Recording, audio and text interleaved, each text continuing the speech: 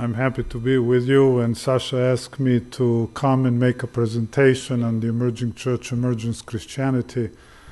I did not have a second thoughts. I accepted it. Well, I'll do it for Sasha and for some of my friends whom I know here in Sacramento. So thank you very much for inviting me. Now I will try to share as much as I can with you tonight and also tomorrow. I see that you just moved into this new facility, new building, and a lot of other things needs to be put in place. I expected a bigger screen and all that stuff so that you can see. Now, those of you who sit in the back row, you may learn a lesson for tomorrow. Sit in the first row so you can read some of the slides that I will have, that I will share with you. Now, I also found out this morning, today as I arrived, about the tragedy in this church that just happened.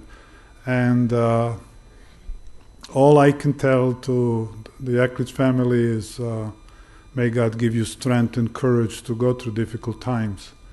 And if you don't mind, I will dedicate this presentation tonight and tomorrow in the memory of your son and in the honor of our Lord Jesus Christ.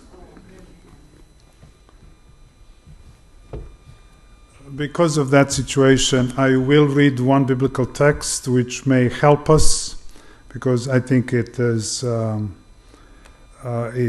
it suits, or it is appropriate for this occasion. In Hebrews 11, verse 1, it says, "Now faith is being sure of what we hope for and certain of what we do not see." When I lost my parents, and I could see the difference, some of my relatives who don't have this eternal hope, they look at the burial, the goodbye to our dear ones, completely different than I do. Yes, we are hurt, our hearts are torn, and we cry, and it's sad. But there is one thing we know, and this is not fantasy. If it should be real for you and for me, we know for certain, as you know, that tomorrow's sunrise will take place again. You know, it's certain. And we know that we will see our dear ones in the morning. That should be certain.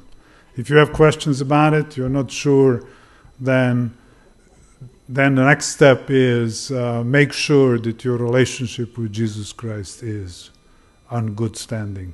That means give yourself to Him.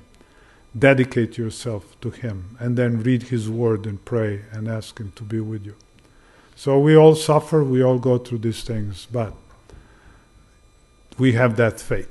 Now, you will see how this also plays a very important role. You asked me to come and talk about the emerging church, or emergent church. Would you please just turn next slide? But I will talk to you about the emerging church, but at the same time, we will end up in talking about emergence Christianity. Some of you probably never heard of the emerging church. Some of you know more than the others and probably know quite a lot about it. You probably have read enough. I was asked at a Thanksgiving dinner back in 2006, simply sitting around the table, and one of the persons there, a friend of mine, asked, "John, well, you teach church history, so what can you tell me about the emerging church?" At that time, I did not know much about it. I saw a couple titles in the book, advertisements, and so I was clever enough to say a few things and get myself out of the situation.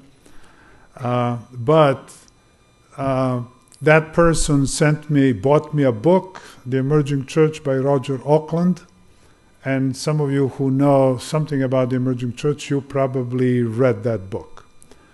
It is very critical of the emerging church. I've read it through because I had to. I felt obliged now. Well, if somebody gives you a book, you better read it, because next time you see the person, they'll ask you about it.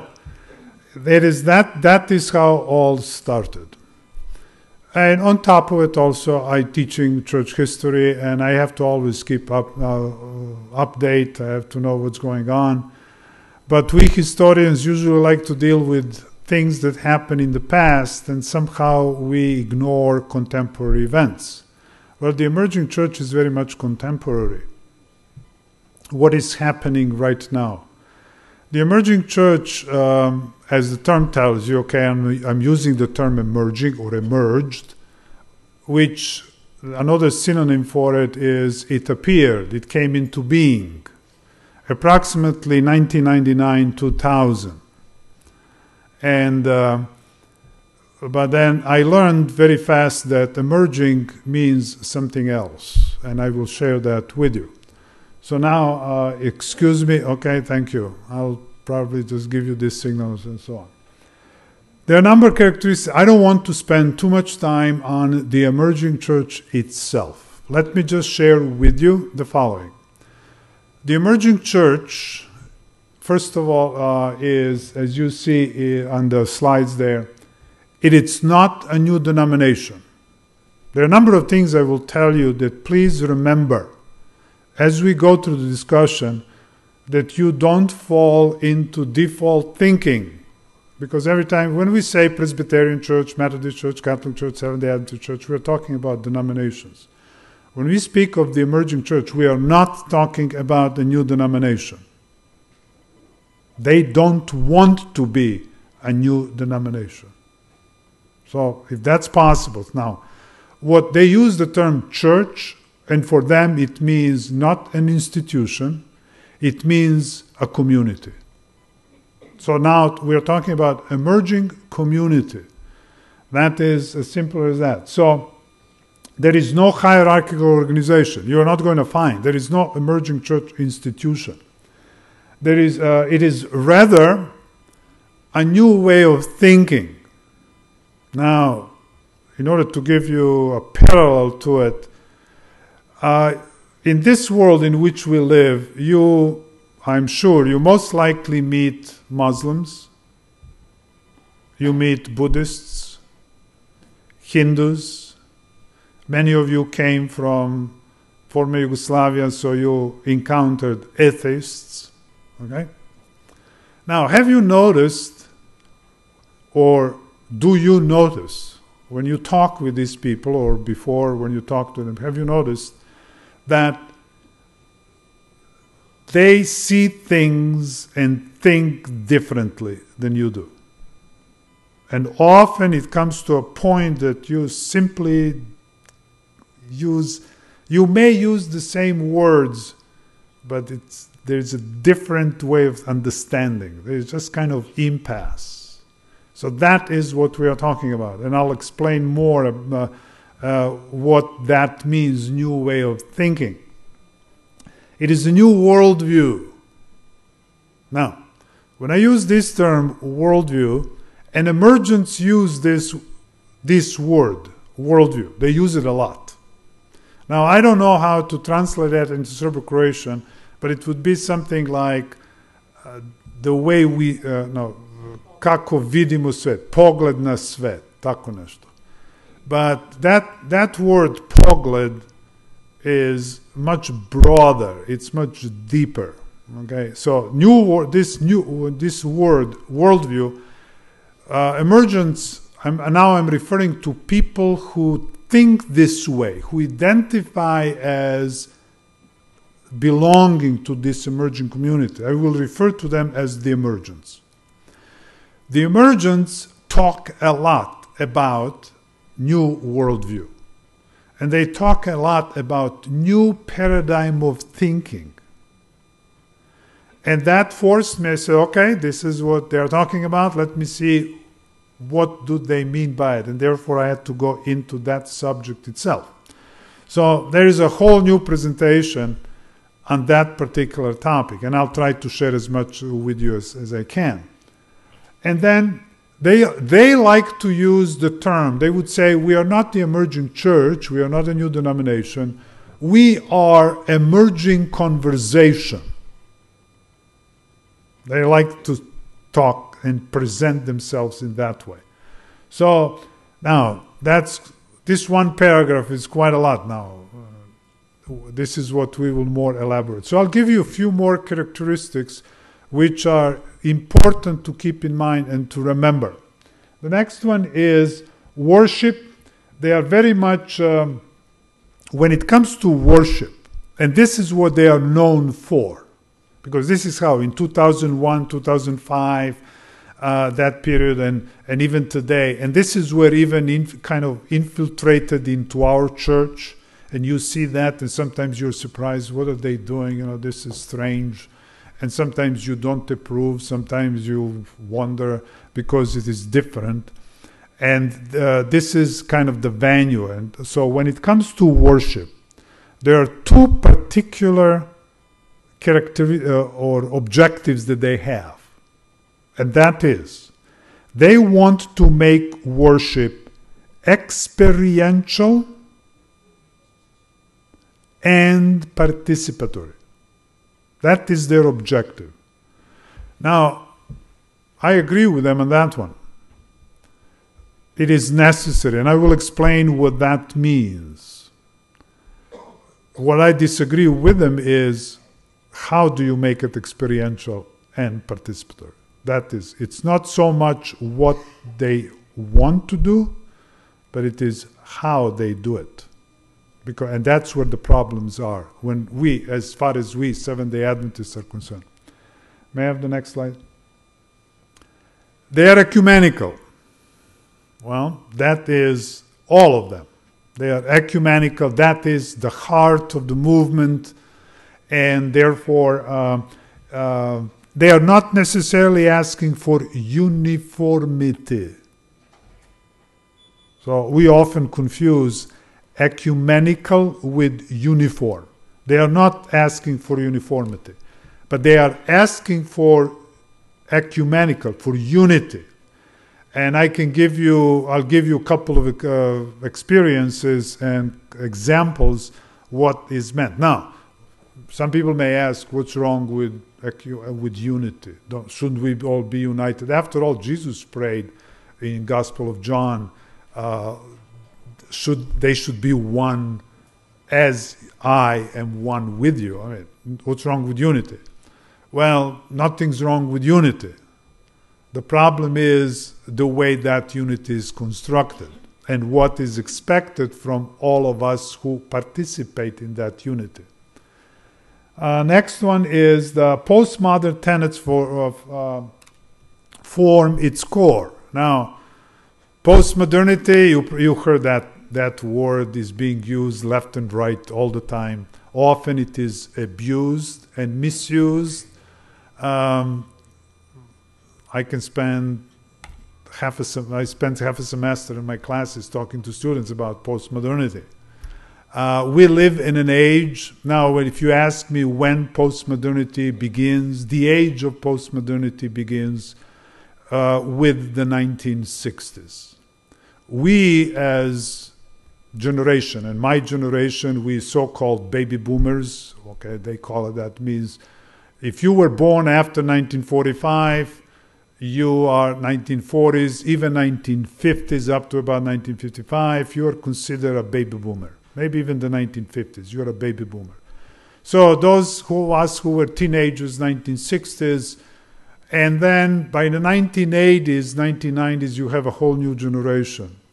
And so today's children, this generation today, our children and our grandchildren are post-baby boomers. And it's a whole, you probably notice that. When you talk with your children, there is something is going on here, we don't talk the same language. There is a problem of communication. And you can also see when you were young that there was some problem with communicating with the older generation of your parents. Now, you can say this is generational gaps, And that is true. But that generational gap is growing bigger and bigger as new successive generations are coming. So if you want to talk about emergence, this emerging conversation, it is very postmodern. Matter of fact, it is postmodern. And they like to use the term not only postmodern, but they like to use terminology like we are post-Christian, post-modern, post-Western, and they even go that far and say we are postmodern, we are post-Christian, we are introducing new Christianity. So they are pushing the frontier. Okay? So that's another characteristic. Next one. Spirituality, religiosity. You probably heard this term, and it is being thrown around all the time. This generation today, and emergence, they don't like religiosity. They don't like to say, I'm religious, because they connect religious with institutional. And they like to say, we are spiritual, I'm spiritual. So today, when you talk with, even listen to pastors, evangelicals, everybody is spiritual. And they make this emphasis, spiritual, not religious. And I listen to it and I'm wondering, I say, okay, of course, I'm spiritual too. And the problem is that I think they exaggerate in making the distinction, and they do it for a purpose. And I will explain why they do it. And because I cannot see how can one be spiritual and not religious, and being religious and not being spiritual. God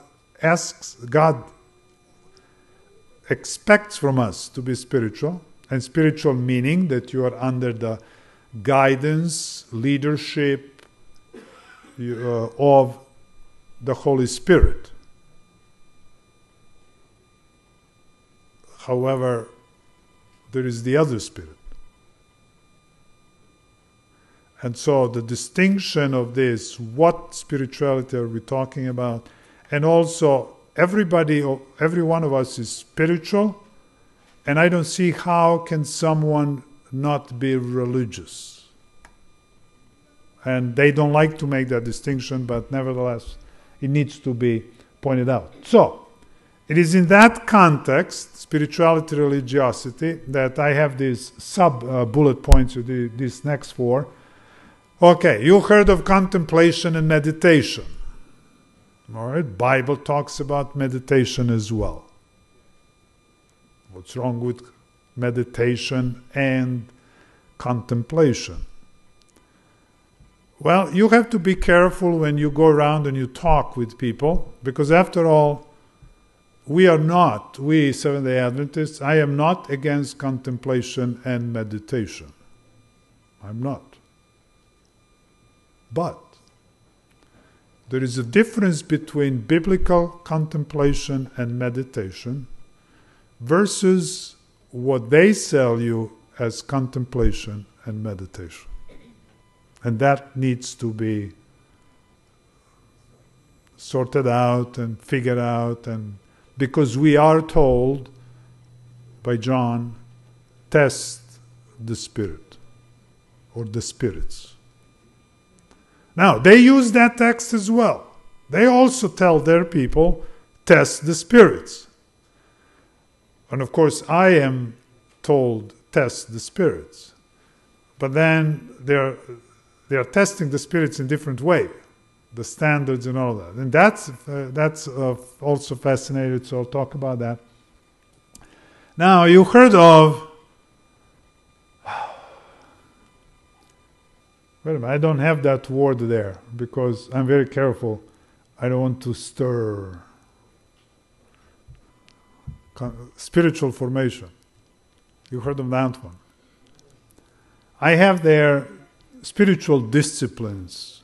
Spiritual disciplines are actually disciplines that people are being taught, trained told, asked to do, shown how to do, and all of that. And there is a variety of spiritual disciplines.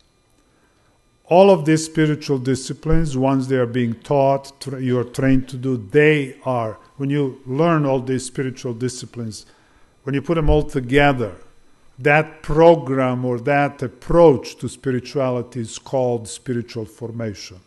Spiritual formation is another term. Matter of fact, that term, that phrase, spiritual formation, is approximately 30 or 40 years old. And most likely since 1960, 1970s. This is according to them, to one of their main gurus, people who are behind spiritual formation. This is what they say, and I'm just quoting them. 30 to 40 years old. I suspect it's, by the way, spiritual disciplines go back to Middle Ages and go to ancient times. But this spiritual formation is actually a new phrase that replaces traditional word that we used, and that is biblical growth or spiritual growth. That's what we use. Or we would use the term being born again, okay, or converted life, or something like that. So spiritual formation is a phrase that kind of replaces that. Spiritual disciplines are being taught. Now, I'm going to make a claim, and I'm writing a book on this, and I pray and ask God to give me time and patience and wisdom and tenacity and perseverance to finish this as soon as possible. And I am making a claim that spiritual formation is that all spiritual disciplines are created, and I'm quoting this from people who are pushing all of that. So I'm not inventing this. All of spiritual disciplines, and some of us Adventists who are, and there are some Adventists who are propagating spiritual formation, they may disagree with me, and what I'm telling you is I am not inventing it, I'm quoting them, I'm just sharing with you what they say. And after studying and observing what they are doing, I am convinced that they are more correct than our people who are pushing spiritual formation, and they are doing it because they don't know what they're doing. That all spiritual disciplines are created for one purpose, and that is to lead you toward higher contemplative consciousness, which is meditation that leads you into mysticism. Now, some of you may ask, well, what's wrong with mysticism? Well, that's another story, another chapter, and all of that, and I've seen it. I attended some of their workshops, some of their conferences, and I've seen it.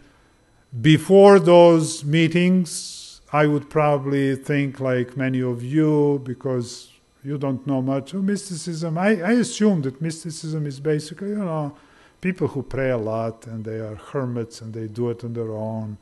And, just extreme praying, too much praying. No. It's way, way more. We're talking about higher consciousness, and when they talk about higher consciousness, it's much different. Higher level of consciousness, which is basically where you are trained how to achieve that level of consciousness where your mind stops. You are not supposed to think.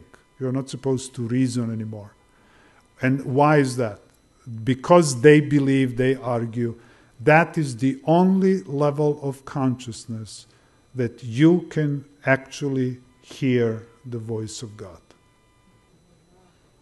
And I've seen people who went through that. I did not go through that. I was observing. And it was an interesting experience because people say, what are you doing here? Why don't you participate? But anyway. And I have seen some interesting things, and I am convinced that it is not the Holy Spirit, it's the other Spirit. So that's enough about... the greatest fear that I have about this emerging Christianity, emerging church, whatever you call it, the greatest fear I have, that people who kind of begin to play with it and going into that slowly, that they will be step by step led into mysticism, and then we are talking spiritism. Theistic evolution, that's the next characteristic. I can also tell you and assure you, please, every single emergent is theistic evolutionist. We are talking about rejection of Genesis 1 creation story that God created in 6 literal days, and each day was literal 24-hour period, and arguing that those days are either, there are 2 versions here, either argument that each 24-hour, each period designated in Genesis were evening, some morning, that is a longer period of time, then therefore you take evolutionary picture inside. Or you have the other version now, which is being promulgated by some theologians, and that is that what Genesis 1 talks about is 6 literal days, each day long 24 hours. But those 6 literal days, Genesis 1, is not talking about that God made the world in 6 literal days, but gave function to what already existed and came into being through evolutionary process, but then gave it a function during those 6 literal days. In other words, like there was already a ball of fire, which now God designated as sun, and gave it a function to give sunlight to this planet. So you have that version. So one way or the other, if you argue for functionality but not materiality of creation, you are in a way, again, kind of denying the material creation. They basically run that argument on the Hebrew term that used in Genesis 1, bara, which can be translated as kind of functionality. The problem for them, but what is good for us, is, and also gives us now, tells us the importance of the 4th commandment. The problem for them is that in Exodus, in the 4th commandment, when God uses and he says, remember the seventh day to observe the holy, because I have made the earth, the heavens, whatever, and Hebrew term there is not bara, but is asa. And the term asa is the same term which is used in Genesis 2, where God made the human being, physically made it. And so that 4th commandment tells us, I made the earth. Literally. You cannot say now functionality alone. And so the importance, in other words, now what we have the argument, we can say, listen, you cannot read Genesis alone and stay there. You have to read Genesis 1 together with Exodus 20th, verse 11. In other words, you have to read it together with Commandment 4. And also then, one of the big issues is completely new understanding of philosophy of history. Now, you may believe that, well, history is history. Every historian tells the story, the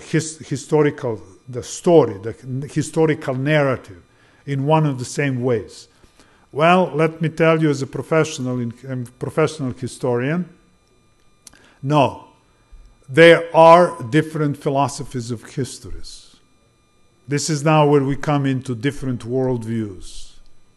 How you see not only the world, physical world, but how you understand physical world, fundamental questions of life, ultimate questions of life. How do you see everything related to life, everything, the entire complexity of life? And how do you tell the story? How do you view historical process? When you tell the narrative, the story of humanity, how do you tell it and how do you interpret that story? There are different views. Karl Marx sees it different way than you and I as a Seventh-day Adventist. Catholics for many years, and Presbyterians and Protestants, other Christians, for decades, I mean for centuries, they saw human history in very similar way the way we see it. But that is changing drastically since the 1960s.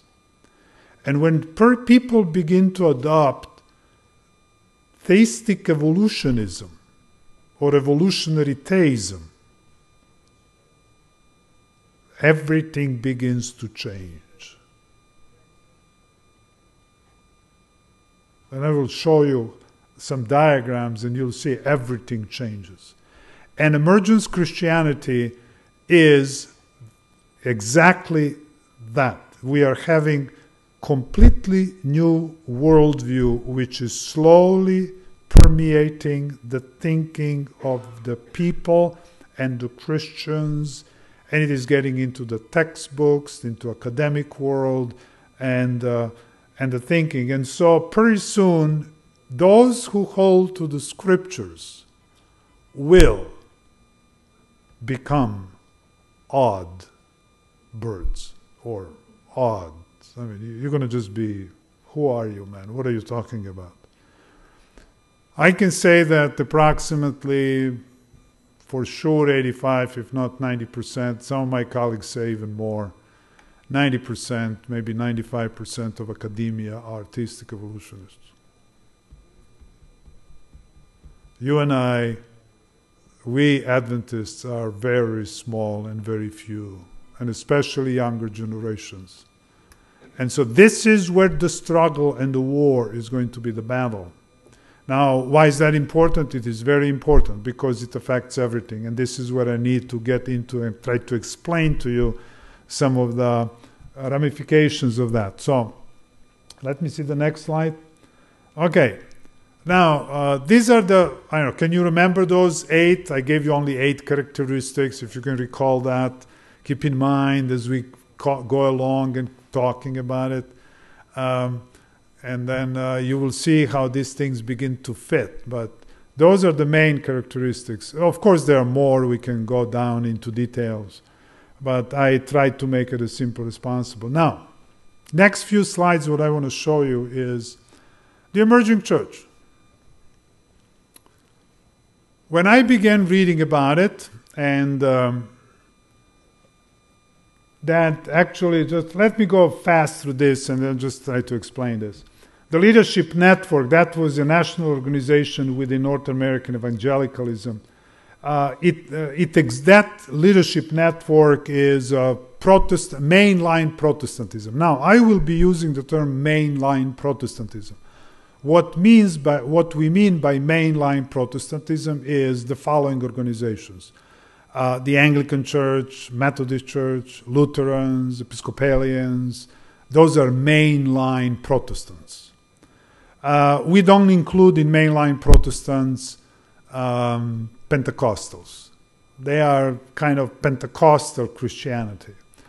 Then there are different terminology here. Sometimes these terms, they overlap. There is no clear distinction between them. For example, we use the term fundamentalists. We use the term evangelicals. And so these are categories which are difficult. Evangelicals, fundamentalists, they are very difficult to define, and I'm not interested to go into and spend time into that. Sometimes we Adventists say, well, we are fundamentalists. In many ways we are. But I would not go out there and identify myself. People ask me, are you fundamentalist? I wouldn't say yes, I am. Why? Because there is a whole category of fundamentalists out there with whom I disagree. As that meant. So evangelical. Oh, you are evangelical. A lot of Adventists like to say, well, I am an evangelical. Well, I am in many ways evangelical, but I would not identify and tell the people, yes, I'm an evangelical. Why? Because there is a whole group of evangelicals out there that they think we're different. What I mean by that is the following. When I go to professional organizations, and usually because as a historian of secular history, I also go to the meetings which are not necessarily Christians. They're just people, agnostics, atheists, nothing. I mean, there is no such thing as nothing, but they don't identify as Christians. And in conversation, people soon find out, and usually around the table when we eat, and it happened several times that they would tell me, oh, you're a Christian. Now, what do we respond? And I I like to often be contradictory and be clever, and for a variety of reasons maybe make a conversation. But I learned that when they tell me, oh, you're a Christian, I tell them, well, I am and I am not. And that immediately starts now, because that puzzles them. Wait a minute, what do you mean by that? Because either you are or you are not, Well, that is precisely what I want, because I want them to ask me a question. Then I tell them, listen, if I have told you, yes, I'm a Christian, you would have put me in a box. Your mental box, what a Christian is for you. And that is, most likely they know of Catholics, Methodists, whatever, and you would think that that's what I am. And I'm not that. But if I were told you I'm not a Christian, I'd be lying, because I am. So, what are you? Then I tell them, instead of giving you a label, let me tell you what I believe. And then I tell them the basic fundamentals beliefs. And they would say, wow, I never heard of that. What is that? I would say, well, I'm a Seventh-day Adventist. That's a whole new box now in their mind. So that's what I'm trying to tell you, is that labels that we use, we have to be careful. So this leadership network, it existed before 1999, before 1990s. It is out of concern for younger generations that these, especially younger pastors, that they decided that they are going to organize and established a new sub-organization which they called Young Leaders Network, and to address the problems of a large exodus of young people from institutional churches. And in 1997, they hired a 30-year-old Doug Paget. Doug Paget is one of the leading emergents. Now, Doug Paget, 3-4 years later, now this is, I'm taking this from their own, simply telling you from their own sources. In summer of 2000, in a telephone conference between themselves, in summer to Paget, Brian McLaren, Tony Jones, Tim Kill, Chris Shea, Tim Condor, whatever these names mean to you something, all of them were talking on this telephone conference. That means they're in different places talking among themselves. And they are talking, how should we call ourselves? Because they already see the kind of a group is gelling. And they say, please give me next slide. They say they liken themselves. This is what they say. They say, we were thinking about, when you go to the forest, and if you are interested to see what is the future of the forest, you don't look at big trees, because the big trees are just about to die. Where you look to see whether the forest is healthy or not, whether the forest will live, is you look down to the floor of the forest to see whether there is new growth. And they said, if they see themselves as that new growth, and therefore the emerging, and that's why they decided to call themselves the emerging church. All right? I mean, what do? You take that as that's what they tell you. Well, I found out in the writings of Tony Jones, in one of his books, he kind of off the cuff, kind of, sometimes these people sometimes say things probably unintentionally. It's the slip of the mouth, of the tongue, and this is where you can find out what's happening. Tony Jones says that as they were discussing, and probably on that day, and when they were on the day of the phone conversation, I'm sure this is not the first time that they talked how to call themselves. At least among 2 or 3 of them were talking about it. Now there is a larger group, and they finally supposedly came up with that name. Tony Jones says that somebody told them, "Why don't you call yourself Emerging Church?" That perked my ears. I said, wait a minute. If somebody is telling them, "Why don't you call yourselves Emerging Church?" that means that there is idea of an emerging church already existing. There is something. Why would persons say that? And I said to myself, you know what? I'm going to go and pursue and find out who in the world came up with this term, and whether anybody talked about the emerging church before. Next slide, please. Oh, take it back, please. So, I went on internet and looking for books that use the title Emerging Church.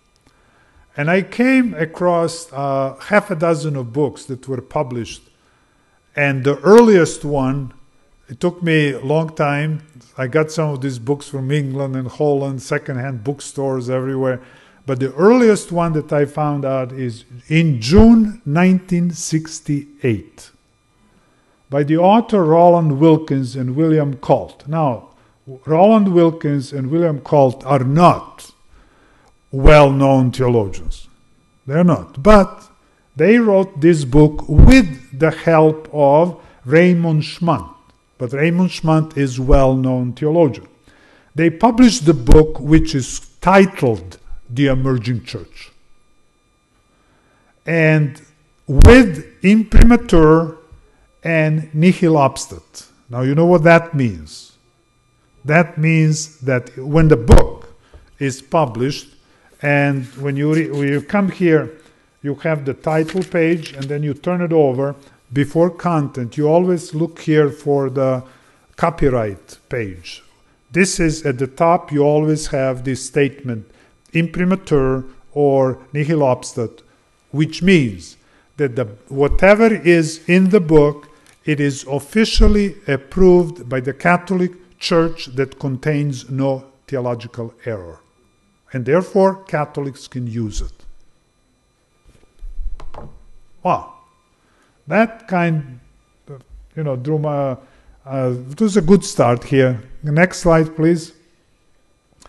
I found also then, so that in blue, that is the book that I just talked to you. I also found another, within a couple of years, 1970, 2 Protestant Presbyterian ministers, Bruce Larson and Ralph Osborne, in 1970 published the book, The Emerging Church. I have the book. I have all of these books. Then, a year later, a Pentecostal pastor, Maxwell White, he's very much a pastor. He's not a theologian necessarily. He writes many of these booklets on variety of topics, but he also published one called The Emerging Church. Then, in 1980, The Emerging Church book by John Carr. John Carr is Presbyterian from Scotland. Then comes a book, The Emerging Church by Johann Baptist Metz. Johann Baptist Metz is well-known German theologian. And he is, this book is very good in terms of information. Johann Baptist Metz actually he attended the Second Vatican Council of 1962-65. And then Ronald Wilkins the book that I already mentioned to you before.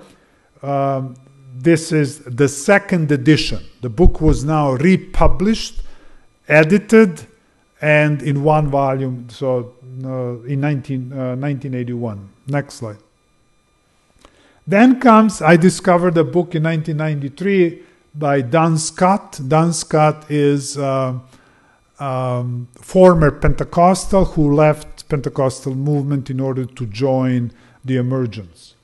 And he writes this book, The Emerging American Church. And then I came across this book, Dennis Doyle, in 1992, before 2006. And I came across this book.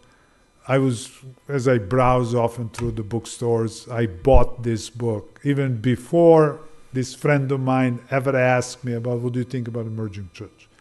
So I bought this book, and this book was sitting on my shelf all these years. And now when I got interested in it, I said, oh, here is an interesting book. And you will see, I'll share with you more about. Dennis Doyle is a Catholic theologian, professor of church history at Dayton. And then there are a couple of books down there. The Open Church by Michael Novak. Michael Novak is a well-known Catholic journalist, theologian, Jesuit. Resilient Church, The Necessity and Limits of Adaptation by Avery Dulles, SJ. SJ stands for Society of Jesus. That tells you that he is a Jesuit. Next slide. Okay, these are the pages. I just scanned them. They are all there. If you don't ever think that I made up these titles, they are real. They are there. They exist. So next slide. So the point of all of this is that the idea of the emerging church existed before, as early as 1968. Now you want to know what is in what is inside of those books. Well, how much time do I have here? Well, if I go until I finish, I'll be not going to be finished till midnight. I can go with this topic, honestly, guys, forever. I mean, there is so much information here. What I'm trying to tell you is that I don't want to mischaracterize the Emergence friends, but if they believe that the emerging movement started in 2000, they are mistaking themselves. Every movement in history, whether it is called feminist movement or communist movement or whatever, Advent movement, every movement in history. Now this is secular history now. Every movement in history is a byproduct of an ideology that is already there. The ideas turn into ideology. And ideology, if they're pushed long enough, they acquire adherents and followers, which makes a movement. So what begins to happen in 1999, and then we see this manifestation, this movement, this is just byproduct, it's end result of something that was going on before. And what I have discovered is that the emerging church, that very book in 1968 that I pointed out to you, it is inside of that book. And then, okay, by the way, to make the story short for you, in all these subsequent books, because I read them all, I tried to see, okay, what are the common ideas, and so what are they, beside the point. If you have two different books, the same title, okay, what is the connection? Why do you have same title? So I tried to see what's going on. And all those characteristics that I gave you in the beginning, they are main characteristics that are being promoted in these books. And so the very first title, that The Emerging Church by Wilkins, that was published in 1968, is saying the following. In that book, it is the Catholic Church which is called the emerging church. Now, what does that mean? But we are talking here about the emerging church. And if you ask me about the emerging church movement, majority of them are Protestants, mainline Protestants. So what does that have to do with this? It is that book which calls the Catholic Church the emerging church. Now, what does that mean? It means the following. The Second Vatican Council, which was opened in 1962, and it lasted until 1965, more than 3 years, was the most important event of the 20th century as far as Christianity is concerned. It is only now, in the last 10, 15 years, that if you pay attention, that there is a very increasing number of books being written about the Second Vatican Council and acceptance of the fact that the Second Vatican Council was the crucial event of the 20th century that many Christians ignored and believed is just another council. And a lot of people would argue, well, nothing changed at the Vatican II. Well, it is true that when it comes to theology, the Church has not changed its position.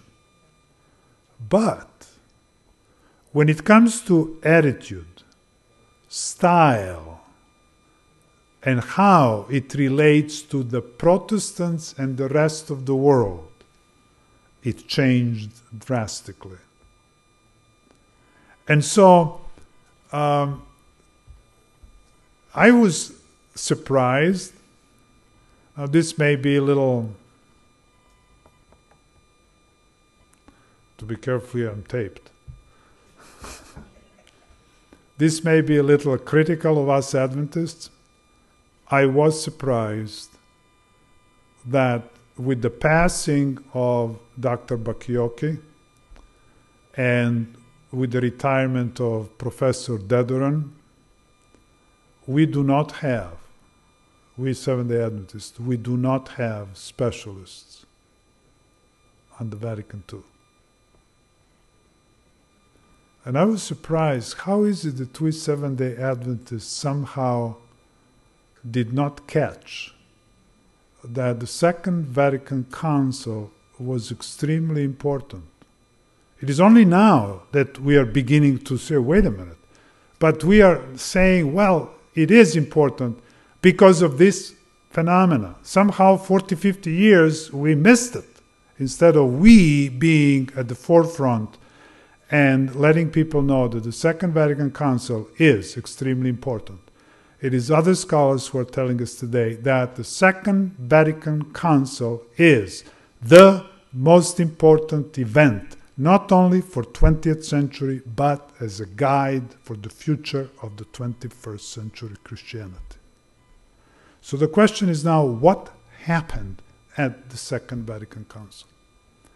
Well, I was back in 2009, I was attending one of the seminars by Richard Rohr, R-O-H-R. He's a Franciscan priest. He runs his Center for Contemplation down in Albuquerque, New Mexico.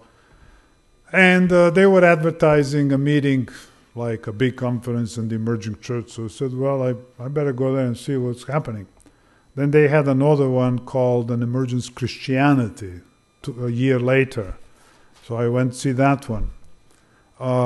So Richard Rohr and Brian McLaren and some other people were there. And on the last day, this is 2009 in October, this will happen in Dallas, Texas. And I was surprised that, in a way surprised, in another way I was not that surprised. But he made the statement, this was the last meeting on Sunday as we were about to part, the entire meeting. There's about 450 people attending. And he made a statement and he said, listen, he was trying to impress the audience that what he and people like him are doing is very important. So he's trying to impress the people, and he said, listen, guys. And he's basically talking, because most in the audience are Protestant. He says, listen, you Protestants. Now, of course, he's very friendly. That doesn't sound, he's not threatening, but he said, listen, you Protestants. He said, you guys, for 400 years, since Council of Trent of 1548, 1562, that's right after Martin Luther, in those days. Since Council of Trent until Second Vatican Council, it's almost 400 years.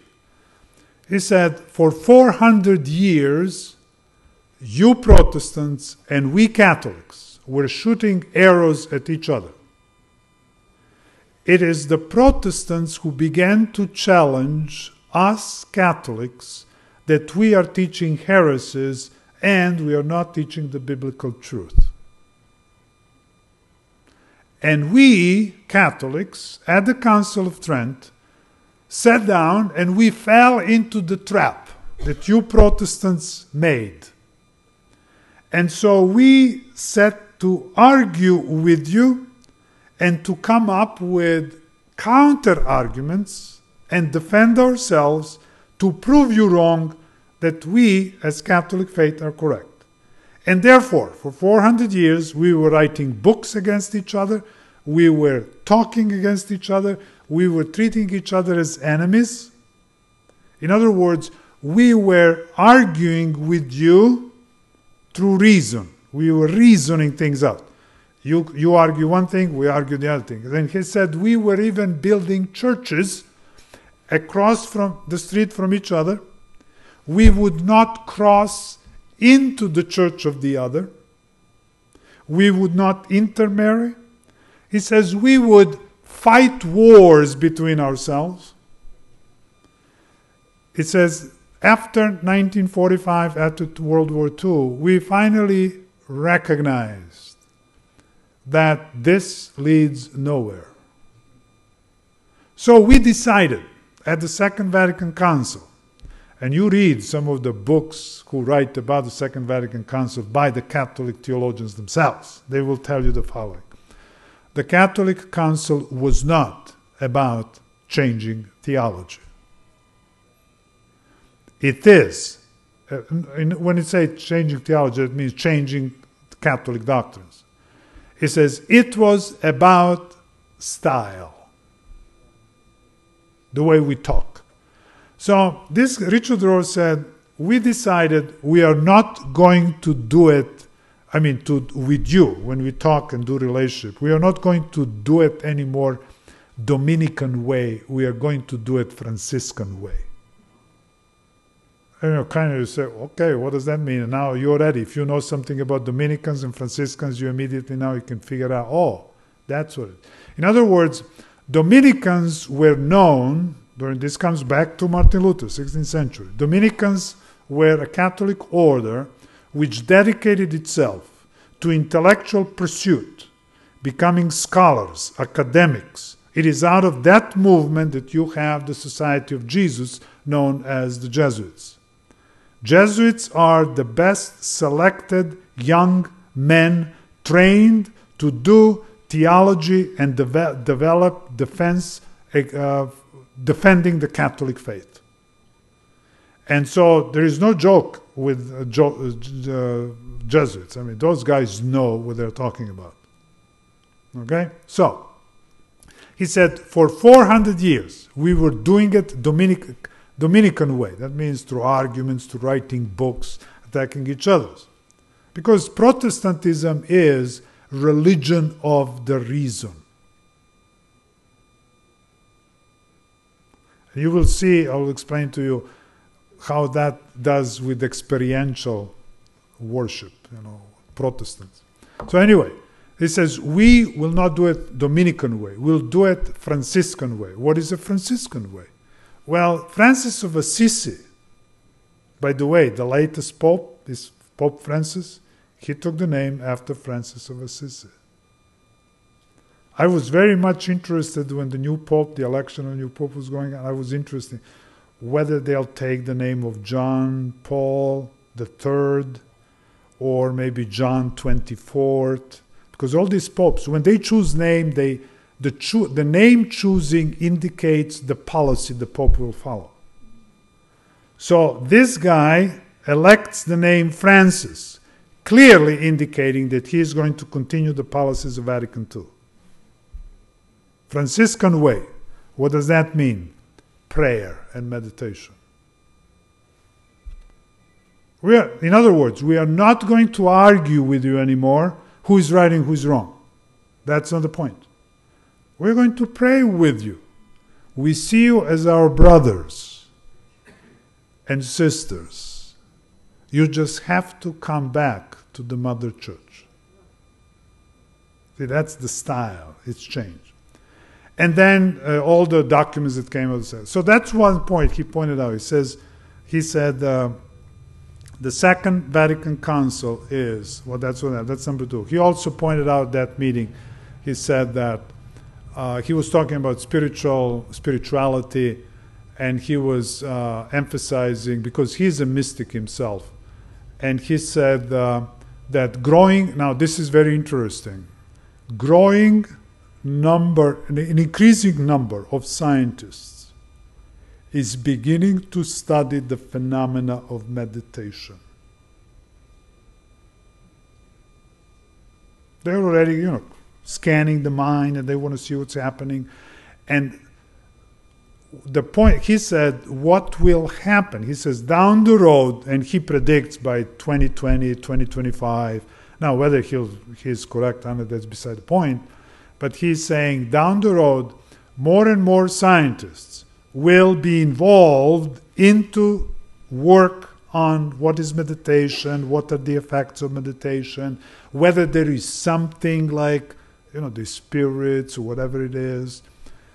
Now, that is frightening. Why? Because you can imagine when Spiritism, the spirit, is being explained and validated by science, it will be mind-shattering for millions of Christians.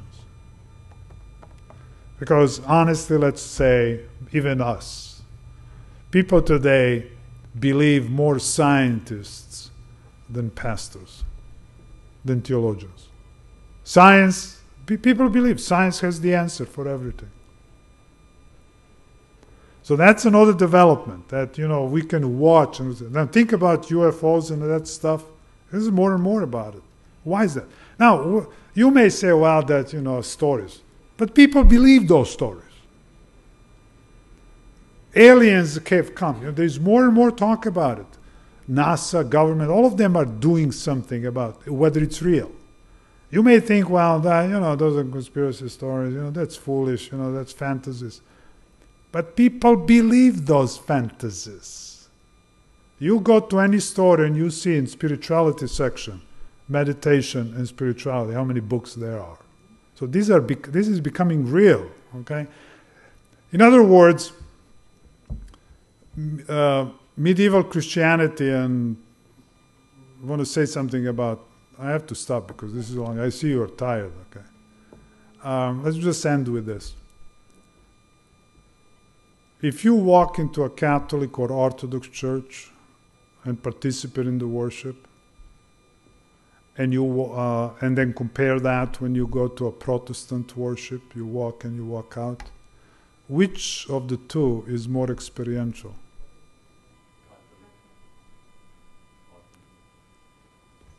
Now notice this, all of your senses are involved in it.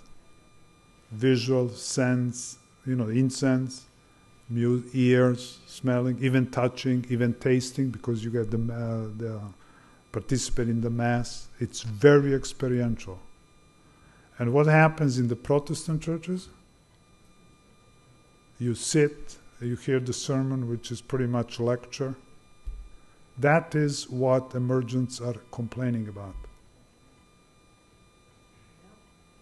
And I'm saying we Seventh-day Adventists better do something. Now, the problem is that these people bring in stuff like Eucharist.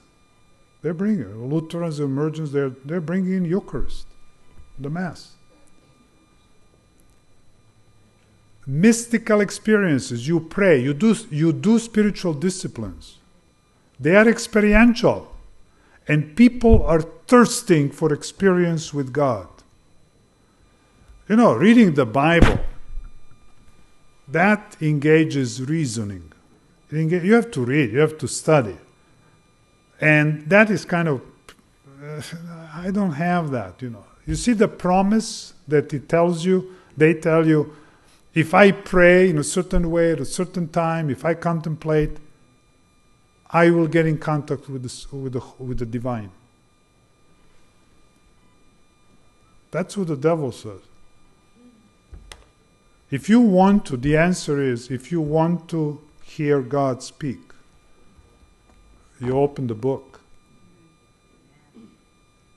And God will speak to you at His own choosing, not at your choosing. There's no way, whatever you want, you can do whatever you want and meditate and just stand on your head. That will not make God speak to you. So there are problems here, but emergents are pointing out and say the Protestant worship has become routine. Christian life is nothing but scam. So they're calling for authenticity, they're calling for experiential, participatory, all that, which I agree, yes, okay. But we have to be very careful, and this is not a problem, that in the process of many of us who are trying to be introducing innovative worship, we have to be very careful. Okay, if they turn around chairs and if they dim the lights, I say, okay, you know, the chairs and doesn't bother me. That's not God ordained. But we have to be careful that in that process we don't get into mysticism and we don't get into idolatry, worshiping nature and space, stuff like that. I stop here because I can see, you know, you listen to me, but it's already long. I talk too much. I'm not going to sleep. You can ask questions if you want. I'm not going to sleep tonight. The problem is here. How come that I never, ever heard about that emerging church in our churches or in our talking, in our midst, except maybe 2-3 people in our church who are involved in this? How come that nobody says anything about that? It's the first time ever. Ever. And you're telling me they are already too far into our lives already and we don't know anything about. That is a frightening. Well, it is to some degree frightening. There are people who were saying things, but not enough. And I'm reluctant to say, but I have to tell you reality. I am the one who has gone the deepest into it. That's sad. And I'm a historian. For our church. Yeah, I'm a historian. I teach. I have training in theology, but I am now writing. Maybe I should have published it earlier, but I'm busy. You know, I teach full time. So there are some of my colleagues who are involved in it, but basically it is, you see, a lot of you people who read about this, those of you who read it, you basically read the critics, like Roger Auckland, Carlson, and some other. You read the books by the critics, and that's okay.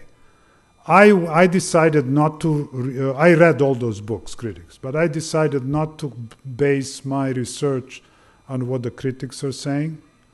I decided to go actually into their own ranks, talk with them, meet with them, read their own works, and actually expose from inside. And it was interesting, sometimes not pleasant. It's not easy when you are in a workshop where they are there to learn how to do these spiritual disciplines. And I'm sitting around the table and everybody's looking at me, what's wrong with you? Okay, well, why are you here? If you are here, you're supposed to do like all of us are doing. Well, I would usually tell them, well, I am a historian, I'm writing about emerging church. You don't want me to get involved with you, then I lose my objectivity. And they say, oh, that makes sense. But I did not want to get engaged in it, involved in it, because I could see right from the beginning, I say, no, there's something fishy here. This is not the Spirit of the Lord. And but anyway, I would rather take an attitude instead of, maybe it's serious question, what happened to us Adventists in meantime? We should have been more aware of it. But on the other hand, it's not productive at all to begin to throw stones and rocks at each other. It is simply, I learned it, I'm going to come forward, publish it, talk, and educate, and try to help people. Because a lot of our people are doing a lot of things that they are not aware of. There is a lot of ignorance here. This is very crafty development. I published a number of articles. There are some other people who published. So there is something, but not enough. I agree with you. We should have done much, much more. But we are catching up. The Lord is with us. Yes? Yeah, I must admit, I haven't heard of this emerging church up until now. But it's still not clear to me, is this a movement within our Adventist church, or it's a movement within Christendom as a whole? No. It is primarily movement within the Protestant denominations. In other words, the Protestants themselves are saying that mainline Protestantism is about to be dead. It's dying. They're they are losing their young people. Where are those people going? Into emergence Christianity. So it is affecting the Protestant mainline Protestantism the most. And that's why evangelicals and fundamentalists are so vicious against them. Because the old generation, this emergence movement is destroying Protestantism. Let me put it a different way in Adventist language. You guys know Revelation, don't you? Protestantism, what I see this, and I'm going now, this is often stepping out of the boundaries here. I see Protestantism is changing from the Lamb speaks like a dragon. This is the beast of Revelation 13. That's happening right with us right now. This is the beast, because I can share with you and tell you, when it comes to theology, because they need theology, because they're teaching their own. When you go to their emergent theology, you will see that what they're saying is, we go back to patristic theology. That means the early Middle Ages. Because they say, in order for us to go into the future, we need to go back. So they have this phrase, ancient future. But what are they doing? They're taking people back to medieval theology, which is back to Catholic Church. And what is interesting is, I have never come, when in their books, they criticize, they're very critical. I'm talking about emergence. They're very critical of Protestant denominations and Protestant practices and Protestant faith. All the evils of the modern world they blame on Protestantism. I have not yet come across criticism of Catholicism and Pentecostalism. Of course, they will mention, oh, the church has persecuted Christians and that was unfortunate. But there is no criticism of Catholicism and Pentecostalism. Now, when it comes to our church, of course, our people read books, our people see things, and so there is kind of influence. But these influences are more into these practices, innovation in churches. The greatest concern I have is when people begin to dedicate spaces and they say, oh, this is a holy space. Nothing is holy space until God makes it holy. You and I can dedicate it holy, but it doesn't mean it's holy. Only when God is present, it's holy. When is God present? Only when we obey His word. So you go back to the word, okay? And so, in other words, this is the language which is very deceptive. I published an article in Review and Herald, if you guys, some of you read it, the last Sabbath of June. They published my article called True Lover or Seducer. I take the image of a seducer. You probably know what a seducer is. Womanizers. A seducer can uses the same words like a true lover to seduce the girl. When I tell my students that, the girls, they go, ooh, ooh. They get scared. This is, what should I do? I say, well, the fact is, you see, the realization is, it is up to the girl to figure out who of the two is seducer and who is the true lover. One of them wants to marry her, the other one wants to use her for the night. They both speak similar language. They make similar promises. So how do you learn? They ask me, how do I know to make the difference? I say, well, it takes time to learn, to listen and figure out who is lying and who is telling the truth. Maybe sometimes listen to your parents.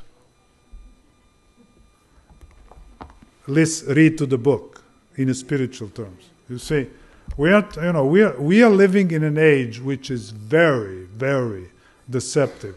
And again, the importance of going back to the book.